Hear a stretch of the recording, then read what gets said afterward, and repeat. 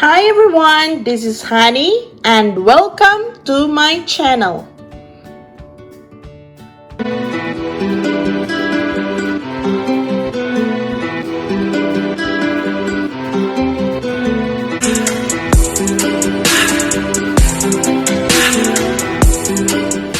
I would like to thank everyone who's always watching on my videos. Thank you for your love and support.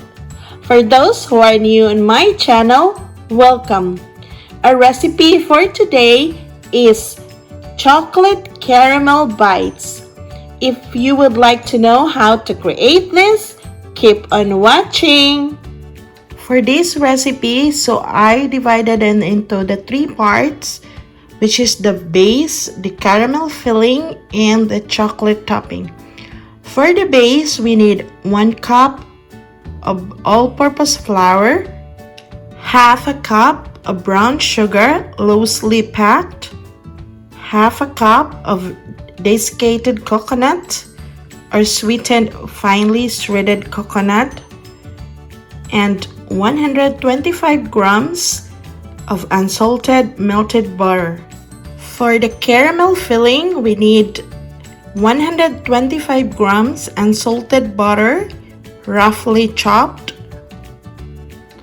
half a cup of brown sugar, loosely packed, 1 teaspoon of vanilla extract, and 1 can 300 ml sweetened condensed milk.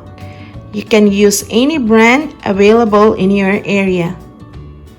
For the toppings, we need 200 grams of dark chocolate or milk chocolate or semi-sweet chocolate. Depends on what's your preference and what's available. Today, I'm using a semi-sweet chocolate. And with that, we will also add 1 tablespoon of vegetable oil. Okay, so let's get started. So I preheated the oven at 350 degrees Fahrenheit. And then we will gonna grease our 7 by 11 rectangle pan. And then we're gonna line it with parchment paper.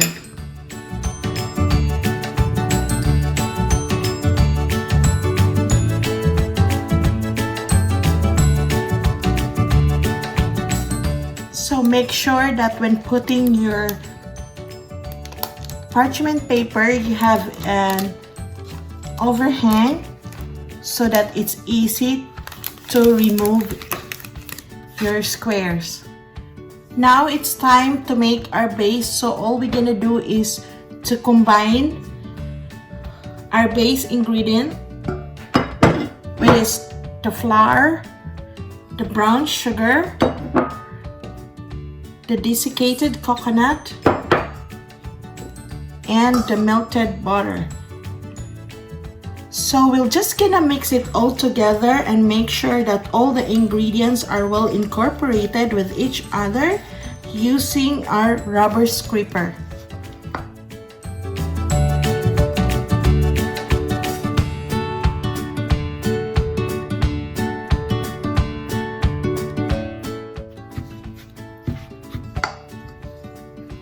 And then after that, we're gonna put it into our prepared, lined, and greased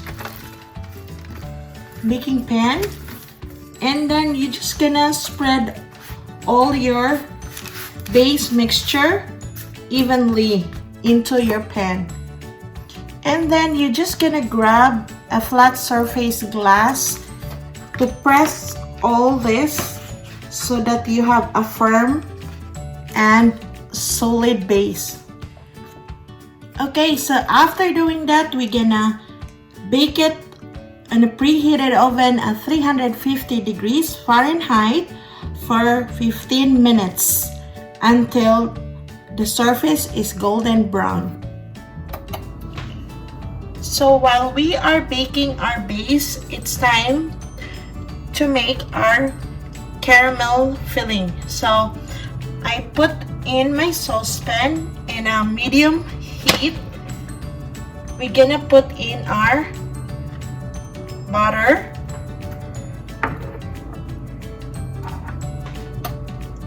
vanilla extract,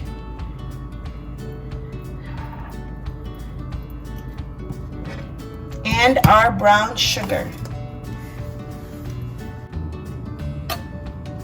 So we will continue to cook it until all the butter melted, and then we just gonna whisk it slowly and just leave it until it comes to simmer and the bubbles appear. So once the bubbles starts to appear, we will pour in our 1 can of condensed milk. And then we constantly whisk it for 5 minutes until you start getting some big bubbles on the base.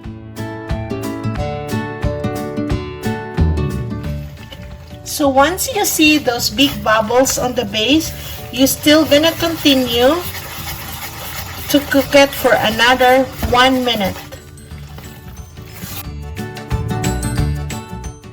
So I just pull out my base from the oven, and after pulling it out, you change your temperature.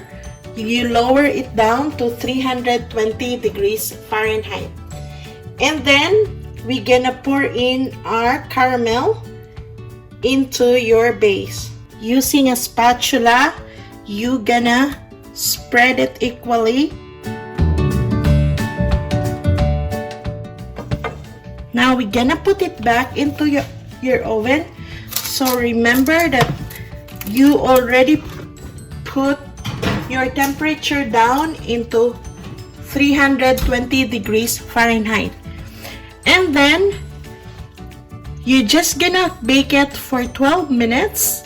Don't worry if you get spotty brown bits. This happens with the ovens that don't distribute heat evenly. So I just pulled it out from the oven, and then gonna let it cool down on top of the counter for 20 minutes, and then after we're gonna refrigerate it for 30 minutes before putting in our toppings. So once the caramel filling has settled down and it's cooled down, so we're gonna work on our toppings. On our 200 grams of some chocolate, we're gonna put in 1 tablespoon of vegetable oil, and then we're gonna melt it down into the microwave for about 30 minutes. Do not put it directly to 2 minutes. So we're gonna do first 30 minutes and then stir it, and then another 30 minutes, probably about 4 times 30 minutes, until all your chocolate melt down. In the case that you don't have a microwave, you can melt your chocolate in a double broiler pot. So your chocolate will gonna look like this, smooth. And then after that, we're gonna put it on top of our caramel. So after pouring it on top of your caramel filling, so you see what I'm doing is I spread it out evenly using my spatula. So you have a smooth top. And then just to let you know, guys, that my husband loves chocolate, so he preferred to have a thicker chocolate, so I doubled the amount of the chocolate toppings. If you want, you can do the same thing, but if not, that is only optional, and you're just gonna stick with our normal recipe. Okay, and then after smoothing it out, we're just gonna cover it with cling wrap, and then we're gonna put it in the fridge for an hour before you're gonna slice it. So once it's firm and settled down, so you will know that it's okay. So if you cannot wait for an hour in the fridge, you can blast it by putting it in the freezer for about 30 minutes instead of putting an hour in the fridge. So you just gonna pull it gently. So this is why it's important that I tell you that it should have an extra amount of parchment, so that will be easy for you to pull it out. So after you loosen out the parchment paper on the side, you'll grab a sharp knife and then we'll just cut it on your desired sizes. For me, I prefer to have a bite-sized sizes. So this is the finished product of a recipe today, the chocolate caramel bites. If you didn't catch up all the list of ingredients, I will write it down in the description below. Please don't forget to like and subscribe and push the notification bell so you will be updated when I will upload another amazing recipe. Please take care everyone, stay safe, stay happy, have a good day, and I will see you again on my next video.